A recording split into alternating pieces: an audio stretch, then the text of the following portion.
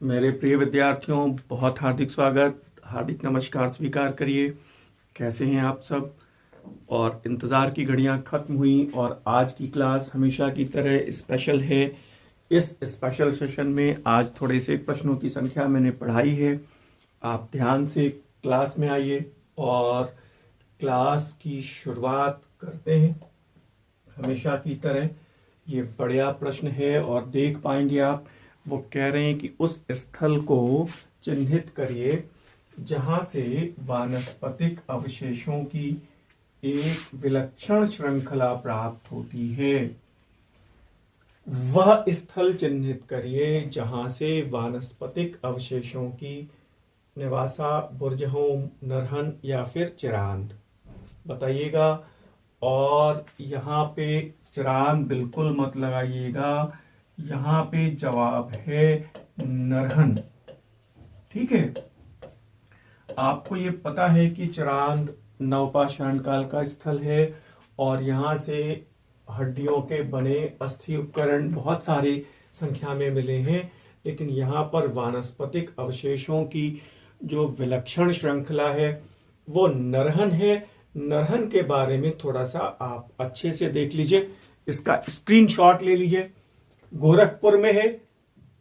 धान 6 प्रकार के, जो 3 प्रकार के गेहूं, महुआ, इमली, कटहल, बबूल, बांस, सागौन, तुलसी के प्रमाण मिलते हैं। मतलब वानस्पतिक अवशेषों की एक विलक्षण श्रृंखला कहां से मिलती है? It is in Narhan. और अब हम लोग अगले प्रश्न की ओर जाएं। प्रश्न कह रहा है हड़प्पाई शमशान के साक्ष्य कहां से मिले हैं? और राखीगढ़ी, फरमाना, सनौली, तरखाने वाला डेरा। जवाब दीजिए। और मुझे लगता है अधिकांश छात्रों के दिमाग में सनौली क्लिक हो रहा है और ये जवाब बिल्कुल गलत है। यहां पर सही जवाब है तरखाने वाला डेरा। शमशान की बात हो रही है, दाह संस्कार की बात हो रही है। अगर ये कहता कि विस्तृत कब्रिस्तान कहां से मिला है तो इट इज इन सनौली। वो शमशान दाह संस्कार के साक्ष्य तो इट इज इन तरखाने वाला डेरा। अगला प्रश्न आप देखिए, यज्ञ जो दर्श में संपादित होते थे तो निश्चित है वो अमावस्या का दिन है। पूर्णिमा के दिन कौन से होते थे? तो वो पूर्णमास यज्ञ होते थे। तो ये सरल प्रश्न है, आपने देख लिया होगा। और अगले प्रश्न को देखिएगा, स्त्रियों के समावर्तन संस्कार का उल्लेख कहां पर है? आश्वलायन गृह सूत्र में है। अथर्ववेद में क्या है? स्त्रियों के उपनयन संस्कार का उल्लेख है। ब्रह्मचर्येण कन्या युवानम विदन्ते पतिम।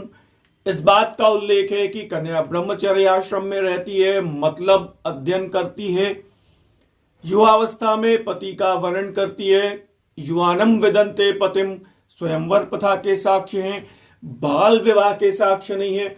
और अथर्ववेद ये भी ध्यान रखना चाहिए, एक विधवा स्त्री को 10 बार पुनर्विवाह की छूट देता है। बाकी प्रार्थना बृहदारण्यक उपनिषद में असतो मा सद्गमय, तमसो मा ज्योतिर्गमय, मृत्योर्मा अमृतम गमय कहां मिलती है? तो वो it is in Brihadaranyaka Upanishad. Yajnavalkya और गार्गी का शास्त्रार्थ कहां मिलता है? वो it is in Brihadaranyaka Upanishad. Shatapatha Brahmana में जल प्लावन की कथा मिलती है। सारी बातें पता है आपको, बहुत बताने की जरूरत नहीं है। बहुत अच्छा प्रश्न है, मैच दी फॉलोइंग का प्रश्न है। वत्स्यकार कौन है? तो अजातशत्रु के प्रधानमंत्री हैं, ठीक है। शक्टार कौन है? घनानंद के प्रधानमंत्री, ये बात भी ठीक है। कल्पक कौन है? महापद्मनंद के प्रधानमंत्री, ये बात भी ठीक है। भद्रशाल कौन है? घनानंद के सेनापति हैं, ये बात भी ठीक है।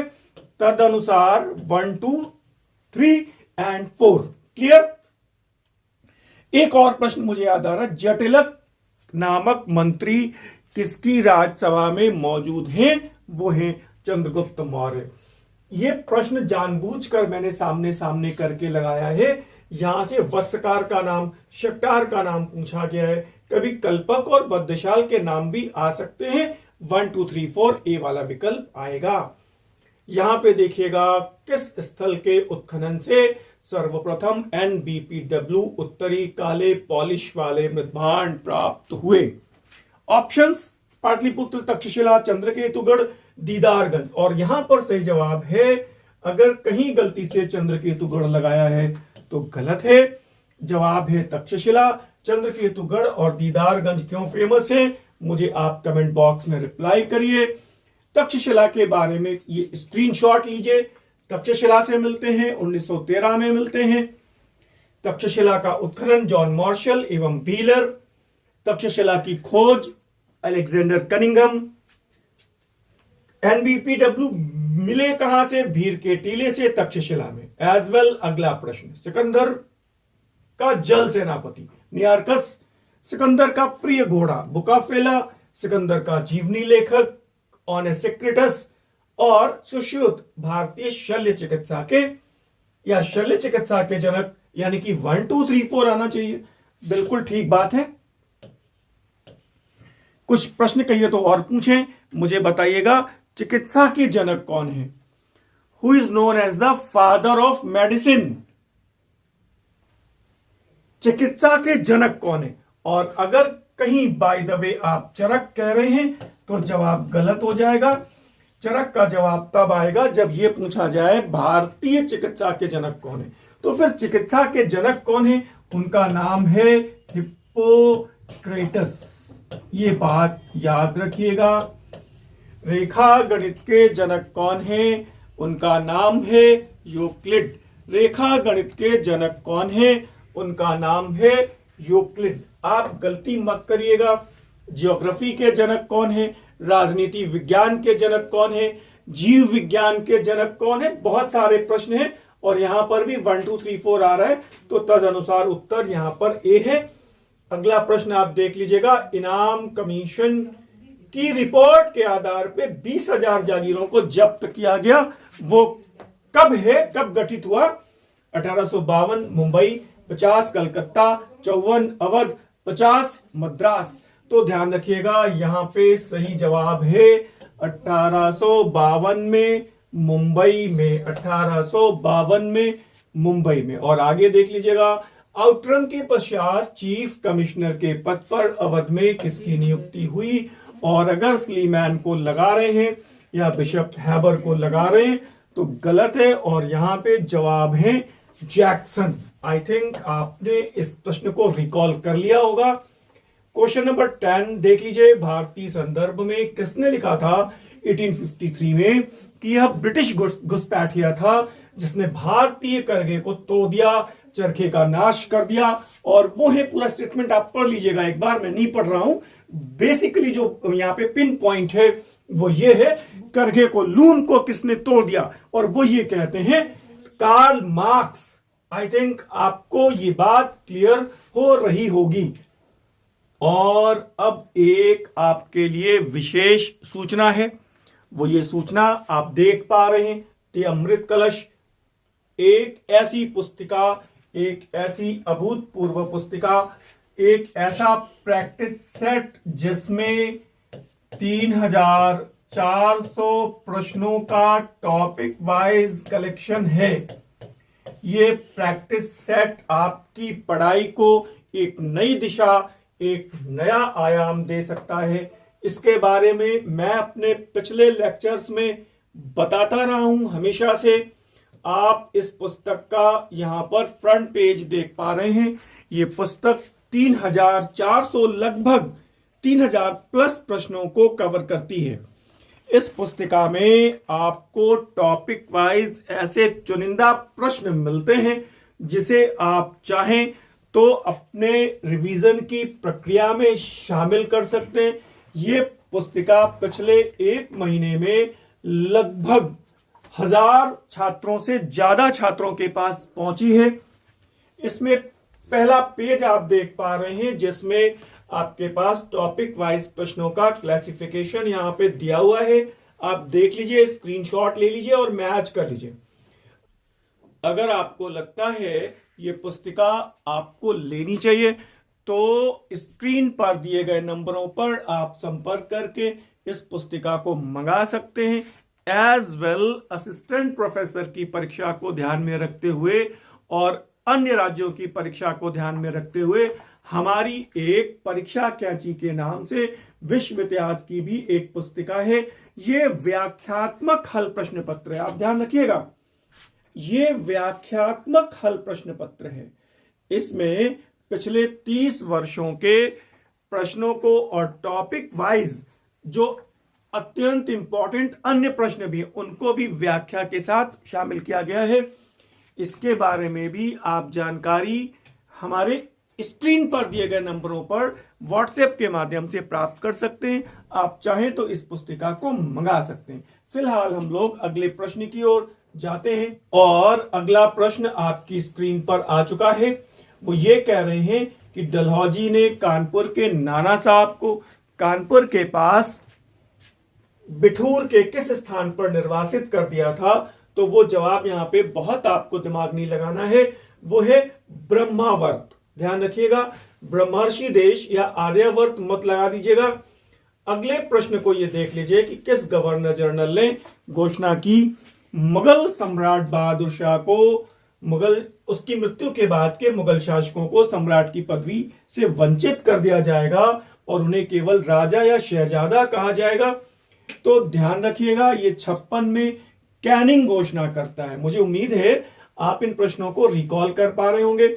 और फिर नेक्स्ट क्वेश्चन है, यदि मैं 12 वर्षों के लिए भारत का सम्राट बन जाऊं तो भारत में एक भी भारतीय राजा शेष नहीं बचेगा। ये कौन कहता है? वो कह रहे हैं कि निजाम का नाम भी नहीं सुना जाएगा, नेपाल भी हमारा हो जाएगा। वो है चार्ल्स नेपियर। चार्ल्स वुड कौन है ये आपको पता है, एंचिसन कौन है ये आपको पता है, और चार्ल्स मैकॉफ कौन है, भारतीय समाचार पत्रों का मुक्तिदाता, ये बात भी आपको पता है। अगले प्रश्न को देख लीजिए, किस गवर्नर जनरल को कुख्यात पेंडारी या राज्यों को लूटने वाला कहा गया है? मुझे उम्मीद है आप रिकॉल कर पाएंगे, और वो है लॉर्ड डलहौजी। क्लाइव को मत लगाइएगा, बहुत गलती हो जाएगी। अगले प्रश्न को देखिएगा, किस समाचार पत्र ने डलहौजी को कुख्यात पेंडारी या फिर राज्यों को लूटने वाला बताया है? और वो है बॉम्बे समाचार। मुझे उम्मीद है आप कर पा रहे हैं। अवध के बारे में किसने कहा था कि ये चेरी फ्रूट एक दिन हमारे मुंह में आके गिरेगा? 1851 में डलहौजी ने, 1856 में कैनिंग ने, 1854 में डलहौजी ने, या फिर उपरयुक्त में से कोई नहीं। और यहां पे जवाब है 1851 में डलहौजी ने। मुझे उम्मीद है आपको ये चीजें क्लियर कर पा रहे होंगे, आप याद कर पा रहे होंगे। अब ध्यान रखिएगा, डलहौजी ने अवध में कुशासन का आरोप लगाकर अवध नवाब वाजिद अली शाह को अपदस्थ करके कहां निर्वासित कर दिया? मुझे उम्मीद है सही कर पाएंगे आप। फोर्ट विलियम मत लगाइएगा। और वो है कलकत्ता के मटिया बुर्ज या फिर गार्डन रीच में। क्लियर हो रहा है? और अगला प्रश्न देख लीजिए, क्या कह रहा है? प्रश्न ये कह रहा है कि Hindustan socialist Republic association HSRA के सदस्य कौन नहीं है? भगत सिंह, शिवराम, चंद्रशेखर आजाद या शिव वर्मा? इसमें दो ऑप्शन तो क्लियर है। अब आपको ये नीचे के दो ऑप्शंस देखने हैं, ये दोनों तो हैं ऑलरेडी, कौन नहीं है? शिव वर्मा कौन है, शिवराम कौन है और शिव वर्मा कौन है? तो ध्यान रखिएगा, इसमें सही जवाब है शिव वर्मा। तो अब ये शिवराम कौन है? तो ध्यान रखिएगा, आप यहां पे स्क्रीनशॉट ले लीजिए। राजगुरु का नाम ही, मूल नाम ही शिवराम है। ये तो सही उत्तर यहां पे शिव वर्मा होगा। ठीक है। हिंदुस्तान सोशलिस्ट रिपब्लिक एसोसिएशन गठित की गई थी किसके द्वारा? सुभाष चंद्र बोस, रास बिहारी बोस, या फिर चंद्रशेखर आजाद, या फिर सरदार भगत सिंह? तो मुझे उम्मीद है सरल प्रश्न है और यहां पे जवाब है चंद्रशेखर आजाद। अगला प्रश्न आप देख लीजिएगा, 1857 के विद्रोह के कारणों पर लिखने वाले पहले व्यक्ति कौन है? और गलती से भी वीडी सावरकर मत लगाइएगा। और ये है सैयद अहमद खान, और उनकी पुस्तक का नाम है असवाब ए बगावत ए हिंद। भारतीय व्यक्ति जिन्होंने 57 के कारणों पर, 57 के विद्रोह पर पहली बार कलम चलाई, वो है सैयद अहमद खान। 57 के विद्रोह के समय कहां पर मौजूद थे? बिजनौर में थे। चंपारण संघर्ष में गांधी का साथ देने वाले? तो यहां पे ऑप्शंस क्लिक हो सकते हैं, मैं जवाब दूं या ना दूं, मुझे बताइए। राजेंद्र प्रसाद है और अनुग्रह नारायण सिन्हा है। ठीक है। चंपारण आंदोलन की बहुत सारी बातें मैंने आपसे डिस्कस करी हैं। जजिया कर लगाने वाला मोहम्मद बिन कासिम है, और आपको पता है सिंध की राजधानी अरोर या अलोर में लगाया गया, और उसने किस वर्ग को इस जजिया कर से मुक्त रखा, तो बताने में आपको देर नहीं लगनी चाहिए। वो ब्राह्मण वर्ग है। ब्राह्मणों को जजिया के अंतर्गत लाने वाला फिरोज शाह तुगलक है। फिर वो कह रहे हैं कि वो म्लेच्छों के अत्याचार से त्रस्त होकर महर्षि वशिष्ठ ने आबू पर्वत पर एक यज्ञ किया था। इसमें से 4 राजपूत कुलों की उत्पत्ति हुई। वो कौन सा ग्रंथ है जो इस कथा का विवरण देता है? पृथ्वीराज रासो, चंद बरदाई की रचना है पृथ्वीराज रासो। बिल्कुल ठीक जा रहे हैं आप लोग। आत्मनिर्भर गांवों का कवच स्टील की बनी ट्रेन ने छेद दिया। ये कथन कहां पे मिलता है? और इस प्रकार उनकी जीवन धारा को सोख लिया। तो कार्ल मार्क्स मत लगाइएगा यहां पे, और ये जवाब है D.H. बुकानन। और तिलक ने कहा है कि भारत में रेलवे का विकास दूसरे की पत्नी को अलंकृत करने जैसा है। कैप्टन हॉकिंस और थॉमस रो किसके दरबार में आए? हॉकिंस और थॉमस रो तो पता है मुगल सम्राट जहांगीर के दरबार में आए। ठीक है। अशोक के स्तंभों को खोजने का श्रेय तो ध्यान रखिएगा टी फैंटलर 1750। पढ़ने का श्रेय जेम्स प्रिंसेप 1837। और आगे देखिए, प्रथम संगम की अध्यक्षता अगस्त ऋषि ने की है। द्वितीय संगम अगस्त ऋषि और तोलकापियर ने की है। और तृतीय संगम की अध्यक्षता नकीरर ऋषि ने की है। मुझे उम्मीद है आप मैच कर पा रहे होंगे, और तदनुसार यहां पर आप विकल्प भी चुन लेंगे। और आज का सेशन फास्ट ट्रैक समाप्त करने का वक्त है। 27 प्रश्नों में आपने लगभग 70 प्रश्न हल किए हैं। आज मुझे विदा दें, अगले सेशन में जल्दी मिलते हैं। धन्यवाद और नमस्कार।